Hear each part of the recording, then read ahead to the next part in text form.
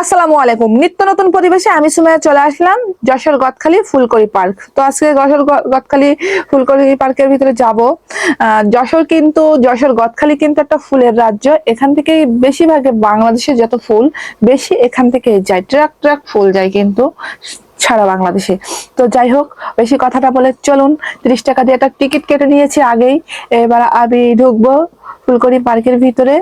তো তার আগে একটা কথা বলবো, যারা এখনো আমার পরিবারের সদস্য হননি, ইউটিউবে দেখলে অবশ্যই সাবস্ক্রাইব বাটন ক্লিক করে নিত্য নতুন পরিবেশ এরকম ভিডিও দেখতে অবশ্যই সাবস্ক্রাইব করে পাশে থাকবেন, এবং ফেসবুকে হলে অবশ্যই ফলো বাটন ক্লিক করে পাশে থাকবেন। নিত্য নতুন পরিবেশে আমি ভিডিও বানাই, খুব কষ্ট করে একটা ভিডিও বানাতে হয় ভাই, কিন্তু আপনারা হলগে একটু ভালোবাসা দেন না। আপনারা যদি একটু ভালোবাসা দেন, একটু উৎসাহিত করেন, তাহলে আরো ভালো ভালো কাজ আমরা করতে পারি।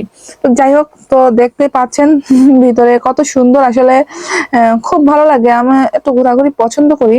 ও মাই গড, চুইংগাম ছাড়, গোপাল ভাঁড়, ও মাই গড, গাছে এতদিন পাতা ধরে দেখছেন কখনো? ছাতা ধরে, তো আমাদের গদখালিতে ছাতা ধরে গাছে। তো খুব সুন্দর পরিবেশ, খুব ভালো লাগতেছে। তো এরকম ভিডিও পেতে তো সাথে থাকবেন, আর যখন বোর হয়ে যাবেন অবশ্যই ঘোরাঘুরি করবেন। আমি ঘোরাঘুরি খুব পছন্দ করি। মন খারাপ থাকলে আমি বেশি ঘোরাঘুরি করি, মন বেশি ভালো থাকলেও আমি ঘোরাঘুরি করি। তো সত্যি খুব ভালো লাগতেছে। আপনাদের মাঝে ভিডিওটা ছড়িয়ে দিলাম, কেমন হয়েছে অবশ্যই জানাবেন। যশোর গদখালি খুব সুন্দর একটি জায়গা, আসবেন। ধন্যবাদ, ভালো থাকেন।